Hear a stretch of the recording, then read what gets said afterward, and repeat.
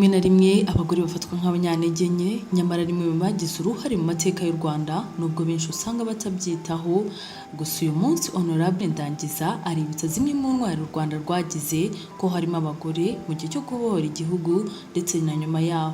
Twahera nko kuri Ndabaga n'umwe mu bagore bari twavuga ngo ni indwanyi ikomeye, n'umwe rero ufatwa nk'intwari mu bagore cyane mu mateka y'u Rwanda. Twagana cyane no ku mateka twavuga ko atari kera cyane, duhereye no ku mateka mu gihe cya Jenoside yakorerwaga Abatutsi. Dufite ingero z'intwari cyane, twavuga Imena nka Agatha Uwiringiyimana, twabaga nka Niyitegeka Felicite.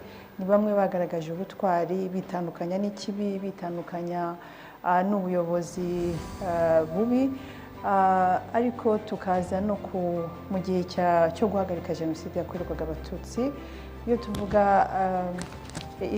ingabo za APR harimo abasore n'inkumi, bivuze ko abagore cyangwa abakobwa bagize uruhare mu kubohora igihugu no kudusubiza igihugu cyacu.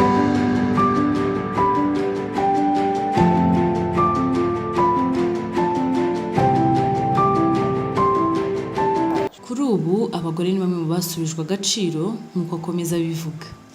Ubu rero waruvuze uti se umugore afite uruhe ruhare mu gusigasira cyangwa mu gutoza ubwo butwari?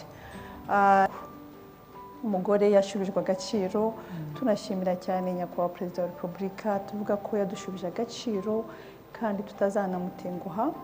Umugore rero ni nyina w'abantu, bivuze ko iyo ubyaye uranarera. Rero tugomba gutoza abana bacu ubutwari, gukunda igihugu n'izindi ndangagaciro ziranga umuco nyarwanda. Aha rero bamwe mu bibazaga uruhare rw'umugore mu gihe cyo kubohora igihugu ngira ngo mubashije kubisobanukirwa. Nawe ukitinya igihe ni ikimugaragariza isi ko ushoboye.